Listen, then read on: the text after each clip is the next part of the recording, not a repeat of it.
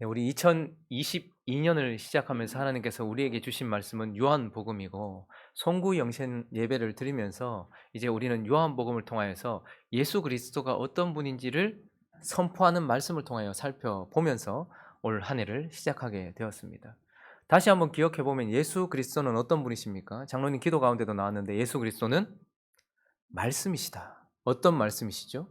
태초에 모든 시작점에 계시고 지금도 계시며 그리고 하나님과 함께 계셨지만 아무것도 없는 가운데서도 혼돈과 공허와 흑암 가운데서도 하나님 마음속에 계획하신 것을 하나님이 보시기에 좋은 대로 창조해내시는 말씀이다. 그러므로 혼돈과 공허와 흑암 같고 아무것도 없는 우리 인생 가운데서도 2022년의 시작점에서 우리 인생을 아름답게 창조하실 창조주 말씀이시다라고 말씀을 나누었습니다. 그리고 예수는 또 어떤 분이십니까?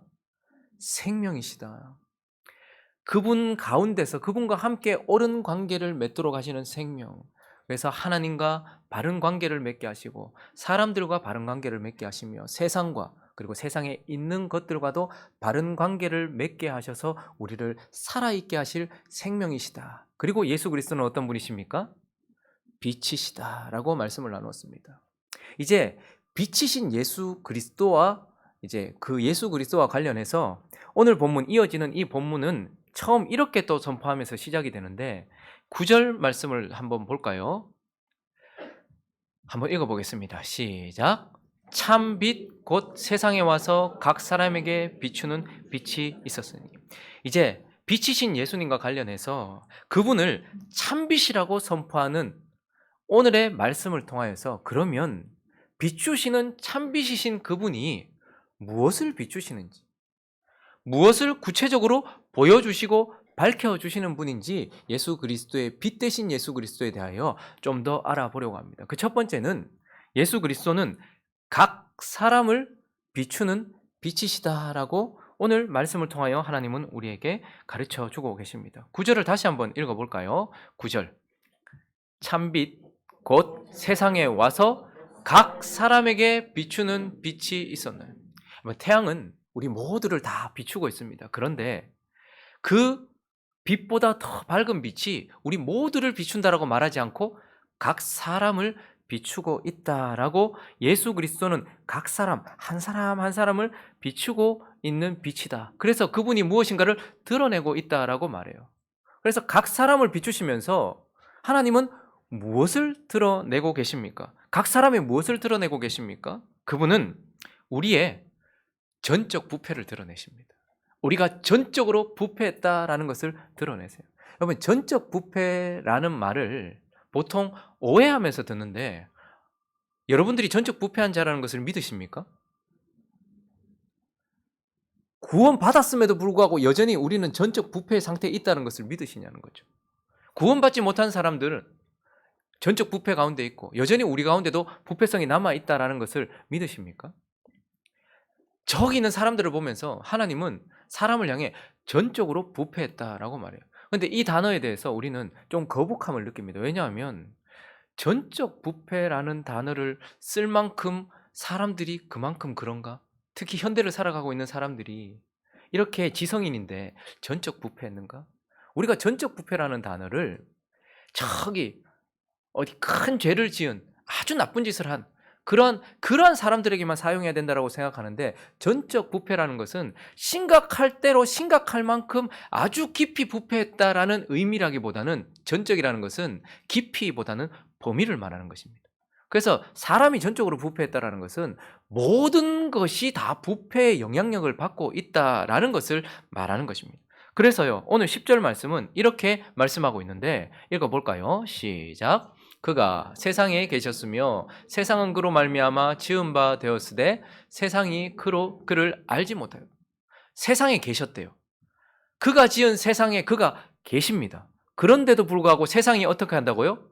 그를 알지 못하였고.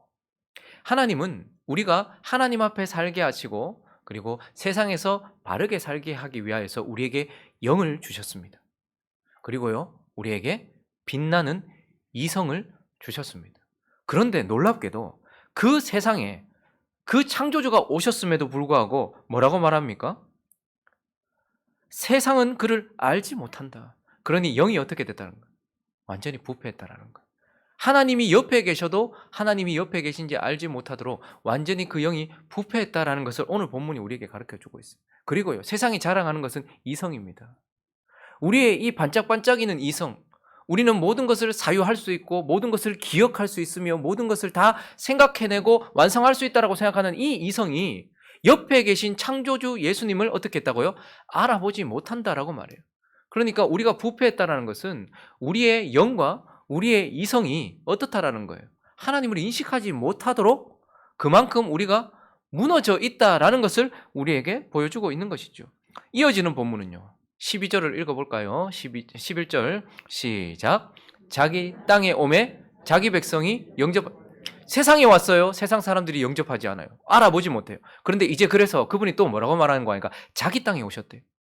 자기 땅에 자기 이름으로 자기가 구원한 자기 백성, 율법도 주셨고 예언도 주셨고 약속도 주셨던 자기 땅에 왔는데 자기 백성이 어떻게 했대요?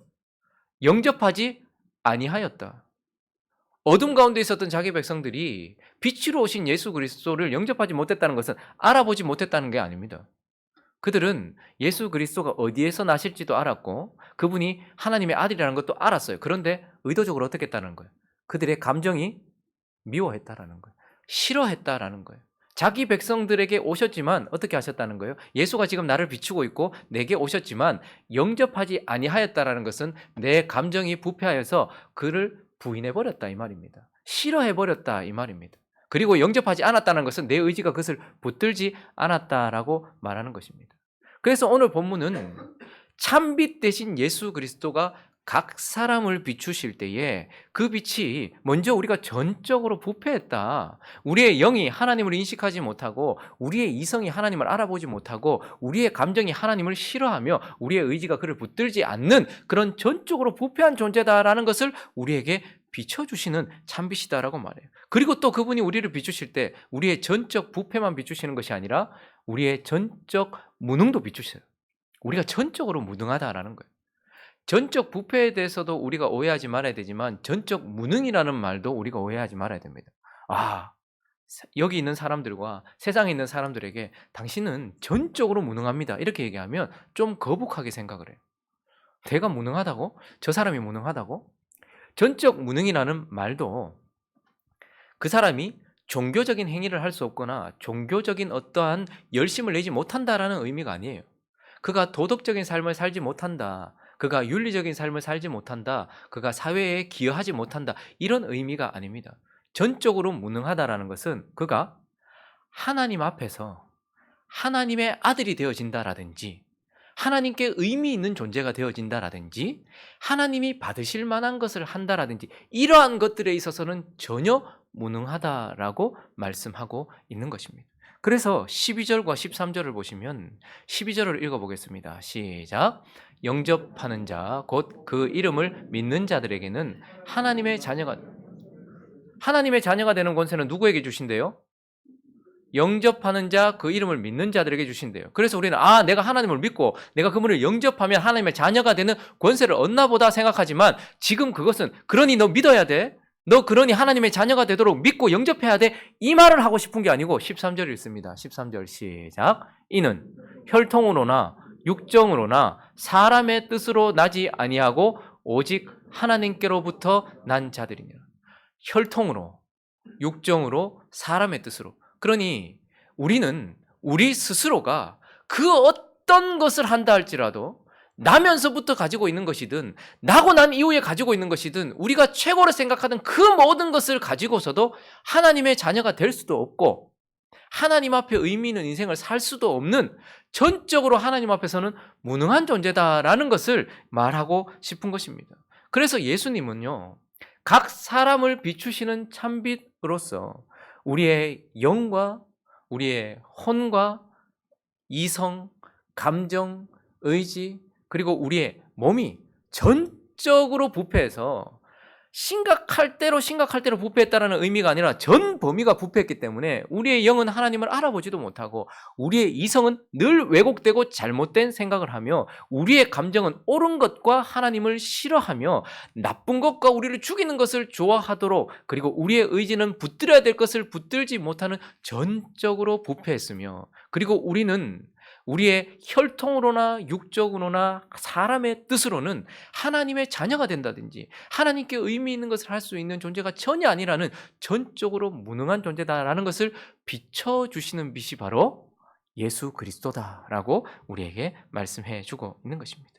그리고 오늘 본문을 통하여서 빛과 관련해서 그분이 참 빛이신데 그러면 각 사람을 비추면서 우리를 부패한 존재요 무능한 존재라고 비춰주시는 그분이 또한 무엇을 비춰주시는가? 그 두 번째는 바로 그런 각 사람에게 하나님을 비춰주시는 하나님을 비추는 빛이다라고 말씀하고 있습니다.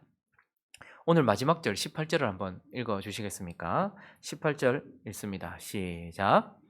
본래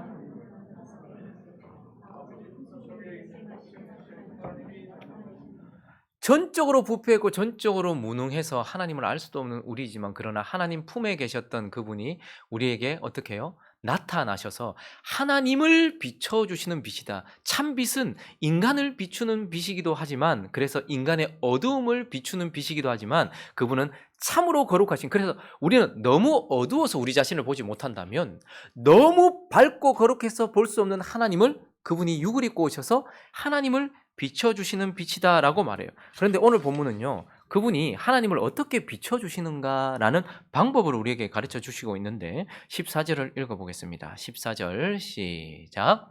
말씀이 육신이 되어 우리 가운데 거하심에 우리가 그의 영광을 보니 아버지의 독생자의 영광이요 은혜와 진리가 충만하더라. 그분이 그의 영광을 보여주시는데 말씀이 육신이 되어 우리 가운데 어떻게 하시면서요? 거하심에 그러니까 우리에게 하나님을 어떻게 비춰주시는가 하면 우리 가운데 거하시면서 보여주신다는 거예요. 그런데 이것은 단순히 하나님이 몸을 입고 우리 가운데 오셨구나 이런 이야기를 하는 것이 아니고 거하시다라는 저 단어는요. 하나님의 백성들이라면 딱 원어를 보는 순간 라고 할 수 있는 무엇인가 딱 떠올리는 단어예요. 저 단어는 텐트를 치다 장막을 치다 이런 의미입니다. 그러니까 예수님께서 말씀을 입고 이 땅에 오신 것은 그분이 자기 백성들과 함께 하기 위하여서 텐트를 치셨던 성막을 연상시키도록 하는 거예요. 그래서 구약 시대에서 우리가 출애굽기를 작년에 살펴보았죠. 출애굽기에서 32장의 금송아지 사건을 전후해서 성막에 대한 이야기가 계속 출애굽기는 재밌는 역사 이야기인가 했는데 출애굽기를 보면서 우리가 계속 성막 이야기만 하고 성막 지은 것으로 끝났잖아요. 그래서 성막이 어떤 의미인지 우리는 알고 있습니다. 하나님께서 자기 아들의 피값으로 사신 구원하신 하나님의 백성들을 끄집어내시고 광야를 지나며 하나님의 약속의 땅으로 걸어가는 그들과 함께 하시기 위하여서 하나님이 그들처럼 자기를 낮추시고 그들과 같이 나도 천막에 있으면서 그들 중간에 있기 위하여 중심에 있기 위하여 치셨던 것이 뭐죠? 성막이었습니다. 그래서 성막은 하나님의 백성들을 향한 하나님의 지극한 사랑의 표현이 성막이었던 것입니다. 먼지가 펄펄 나니는 아무것도 없는 광야를 그들은 텐트를 치면서 지났거든요. 그런데 하나님이 어떻게 했다고요? 똑같이 그들과 같은 텐트를 치시면서 그들 중심에서 그들과 함께 하시면서 언약을 맺은 하나님의 백성들을 하나님이 얼마나 사랑하시는지. 여러분 저는 한 번씩 이렇게 선교지에 나가보면 한국이 얼마나 좋은지 우리나라가 얼마나 좋은지 한 번씩 보게 돼요. 그런데 하늘을 버리시고 그 보좌 우편을 내려놓으시고 이 땅 가장 아무것도 없는 그곳에 텐트를 치시고 천막을 치시고 우리와 함께하고 계시는 그 하나님이 성막을 통하여서 내가 얼마나 너희를 사랑하는지. 젊은 남녀가 사랑에 빠지면 미치잖아요. 그래서 아무것도 없어도 뭐 숟가락 하나만 있어도 막 나이 저도 보니까 옛날에 저 그런 게 참 멋져 보였거든요. 사랑이 참 대단하다. 그래 맞다. 있고 없고가 뭐가 중요하노. 그런데 저도 저래가 되겠나 싶어요. 저건 저래가 되겠나. 그런데 사랑에 빠지면 정말 거기 광야예요. 숟가락도 없어요. 아무것도 없어요. 그런데 그곳에 그 사람만 있으면 돼. 그 존재만 있으면 되는 거죠. 근데 하나님이 우리를 향해서 너만 있으면 된다. 광야라도 너만 있으면 내게 다 있는 것이다. 하늘보다 낫다 해서 우리와 함께 하시기 위하여 오셨다라는 증거가 그들 중앙에 있었던 성막이었단 말입니다. 그리고요, 성막이 그들과 함께 있다는 것은 우리가 잘 아는 것처럼 32장에 무슨 사건이 일어났습니까? 금송아지. 무슨 사건이 일어났어요? 와, 다 기억하고 계시네. 금송아지 사건이 일어났어요. 여러분, 이건 보통이 아닌 것입니다. 방금 결혼하고 오늘 첫날 밤을 보내야 되는데 첫날 밤을 보낼 방에 들어갔더니 다른 남자하고 지금 뒹굴고 있는 그런 상황인 거예요. 금송아지를 거기다가 만들었단 말입니다. 근데 하나님이 어떻게 하십니까? 화가 나셨어요. 그래서 언약궤를 모세가 하나님의 진노를 표현했죠. 언약궤를 깨뜨려 버립니다. 십계명을 깨뜨려 버려요. 그러면 그 관계 끝나는 것 아닙니까? 여러분, 아직까지 이제 결혼해가지고 막 신혼방을 차렸는데, 신혼집을 차렸는데 거기에 그 더럽게 만드는, 그런데 성막이 거기에 세워졌다는 것은 무엇입니까? 하나님이 그래도 약속하신 것을 우리는 깨뜨렸습니다. 근데 하나님은 어떻게 하셨다는 거예요? 우리는 놔버렸어요. 금송아지 잡았단 말입니다. 그런데 하나님은 안 놓고 결국 성막을 통하여서 금송아지와 함께 우상을 섬겼던 그들을 버리지 않고 끝까지 그들을 붙들고 있다는 하나님의 신실하심을 보여주는 거예요. 그래서 성막은요, 하나님의 인애, 하나님의 사랑, 그리고 또 하나는요, 금송아지 사건 이후에 성막이 세워졌단 말입니다. 그것을 통해 하나님의 진실, 하나님의 성실, 우리를 향한 성실, 이것을 보여주는 증거가 바로 성막이었다는 거예요. 그래서 거하심에 텐트를 치시다, 장막을 치시다, 이 단어는 하나님의 그러한 사랑과 그러한 인애와 그러한 진실을 보여주는 것인데, 오늘 본문 말씀 14절을 다시 보시면 말씀이 육신이 되어 우리 가운데 어떻게 하셨다고요? 거하심에. 마치 광야에 텐트를 치고 이스라엘 백성들과 함께 있었던 그분이 그들과 같은 텐트 속에서 그들과 함께 하셨던 것보다 더 창조주가 육신, 우리 장막, 육신 장막, 이 육신 장막을 치시고 우리 가운데 오셨다라고 말하면서 우리와 같아지시고 우리와 함께 하시려고 그분이 어떻게 하셨다는 거예요? 인애와 사랑으로 우리 가운데 텐트를 치셨다. 육신 텐트를 치셨다라고 말하면서 이것을 통하여서 하나님의 인애, 사랑, 은혜, 그것을 보여주시는 거예요. 우리는 예수를 보면서 예수의 뭘 보고 싶으십니까? 예수의 능력? 예수의 사람 살리고 죽이고 생명 주관하는 것? 뭐 이런 신비한 기적? 그런데 요한은 내가 그 예수를 보니까 독생자의 영광이더라, 하나님이시더라 라는 것을 보았고, 또 하나는 하나님이 은혜시더라. 아니, 어떻게 하나님이, 여러분, 우리는 이제 자유함을 얻었어요. 구원을 얻음으로써 나중에 우리 육신 장막을 벗겠죠. 그리고 우리는 죄와 사망 권세에서 자유함을 얻었어요. 그런데 그 자유함을 주시려고 예수는 육신 장막으로 들어오신 거예요. 그분은 갇히신 겁니다. 그리고요, 성령은요, 더럽고 추악한 우리 마음 가운데로 갇히신 거예요. 우리는 자유를 주셨고 그분은 갇히신 거예요. 그런데 텐트를 치고 그 광야에 함께하던 그 하나님보다 더 놀라운 영광을 보았는데, 아니, 그분이 이제 육신 텐트를 치셨더라는 거예요. 우리와 똑같은 텐트를 치시고 우리 가운데 가셨다. 그것을 통해서 하나님의 사랑을 보았다는 것. 그리고 또 하나는요, 자기 백성들에게 왔어요. 자기 땅에 왔어요. 근데 백성들이 인정합니까? 영접합니까? 동방박사가 왕이 나셨다고 말했어요. 그러니까 말씀 찾아보고 어디서 나겠냐? 베들레헴이다라는 것도 알았어요. 그런데 찾아와서 영접하고 엎드린 사람은 목자들 이외에는 없었어요. 유대인들은, 하나님 백성이라고 하는 자들은 그들이 싫어했어요. 마치 금송아지를 섬겼던 그들처럼 지금도 그분이 육신을 입고 이 땅에 오셔도 어떻습니까? 전혀 돌아보지 않아요. 우리의 가장 큰 문제는 하나님을 미워하고 찌른다는 게 문제가 아니고 하나님께 관심이 없다는 게 문제입니다. 예수가 오셔도 관심이 없고 예수가 오셔도 엎드리지 않고 무관심한, 세상에서 가장 무서운 게 없는 취급하는 거거든요. 근데 우리는 예수를 아예 없는 취급했단 말입니다. 그럼에도 그분이 육신 장막을 치고 우리 가운데 거하셨다는 것은 마치 금송아지 사건 이외에 성막이 쳐짐으로써 그분이 우리를 향한 성실하심, 그것을 가지고 계신다라는 것을 보여주는 것처럼 예수 그리스도께서 우리에게 성실하시다, 여전히 성실하시고 진실하시다라는 것을 보여주는 거예요. 그래서 14절을 다시 한번 보시면 말씀이 육신 텐트를 치셨어요. 광야에 텐트를 치고 우리와 함께 하셨던 하나님처럼 육신 텐트를 치시고 우리 가운데 거하심에 우리가 그의 영광을 보니 뭐요? 아버지의 독생자, 아, 이분이 하나님이시구나 라는 것과, 또 하나는 뭐죠? 은혜와 진리. 구약 성경 표현으로 한다면 인애와 진실, 사랑과 성실 이런 뜻입니다. 그러니까 예수 그리스도는 우리 가운데서 육신 텐트를 치고 오심으로써 그분이 우리를 너무너무 사랑하고 계신다라는 것을 보여주시고, 그리고 그분이 우리에게 여전히 성실하시다라는 것을 보여주심으로써 하나님의 사랑을 비춰주고 계십니다. 여러분, 하나님이 저와 여러분을 사랑하시는 줄로 믿습니다. 근데 무엇으로 확인하시는가? 그것은 하나님이 내 손에 뭘 들려줬는가? 그리고 지금 내 육신이 얼마나 건강한가? 그리고 지금 내가 앞으로 얼마나 충만할 것인가? 이런 것들로 확인하는 것이 아니라 예수 그리스도께서 우리 가운데 장막을 치셨다는 것으로 확인하는 것입니다. 그리고 아예 그분의 장막보다 아예 우리 장막 속으로 들어와 보셨어요. 우리는 벗어야 되는데. 근데 이 벗기 전까지 같이 있겠다고 성령을 보내셔서 우리 가운데 장막을 치시고, 그래서 우리는 늘 하나님을 버리는데 그분은 늘 우리를 붙들고 계시는 그 사랑과 성실하심, 그것을 보여주시는 빛이다라고 말씀해 주고 있는 것입니다. 이제 우리 가운데 오셔서 각 사람을 비추시는 참빛이 이러한 것들을 비춰주신다라고 말씀하고 있습니다. 말씀을 정리하면서 요한은요, 자기 자신을 이렇게 표현하는데, 요한복음 13장 23절을 한번 보시겠습니까? 요한이 자기 자신을 이렇게 표현합니다. 읽어보겠습니다. 시작. 예수의 제자 중 하나 곧 그가 사랑하시는 자가 예수의 품에 의지하여.